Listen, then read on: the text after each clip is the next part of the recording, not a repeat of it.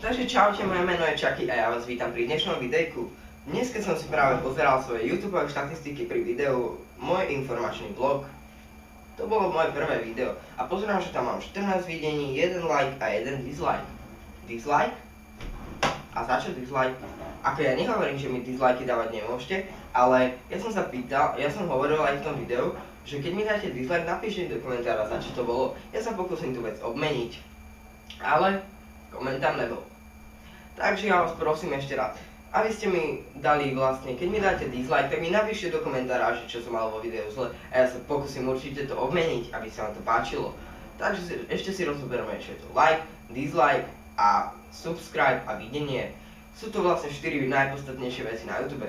Like znamená to, že niekomu chcete povedať v danom videu, že bolo veľmi dobré jeho video, že sa vám páčilo, že bolo vtipné a že bolo vlastne, že sa vám páčilo. Dislike. Dislike v podstate znamená to, že chcete youtuberovi povedať, že sa vám to nepáčilo. Jeho dané video bolo zlé a niečo tam mal proste nevydarené, pokazané, nebolo vtipné a tak ďalej.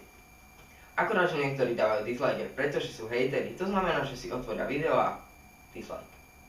Ďalšia vec, ktorá je na YouTube, je to subscribe.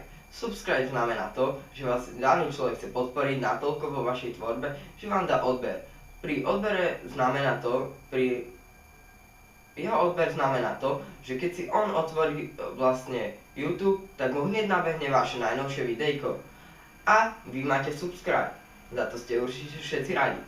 Potom ďalšia vec, ktorú nájdete na YouTube, je videnie. A videnie to je asi najdôležitejšia vec na YouTube, pretože keď je človek sledovaný, ďalej mu nabiehajú za to peniaze a sponsoring a už sa tým dá aj niečo robiť proste. Už to nerobilo pre zábavu. Ja to robím pre zábavu a určite to tak dlho bude. Proste ma to baví. Videnie vlastne znamená to, že keď si zapnem jeden počítač, tak nemôžem z jedného počítača, že si otvorím videjko, pozriem ho 60 krát a mám ten 60 videní. Nie, to tak neplatí. Niektorí ľudia si to myslia, ale nie je to pravda.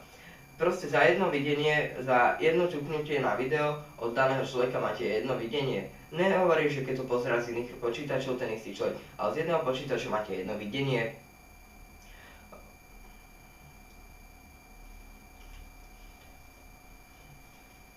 Takže toto je z dnešného videjka asi všetko. Ak sa vám videjko páčilo, nezabudnite zanechať like. Ak sa vám videjko nepáčilo, nezabudnite zanechať dislike.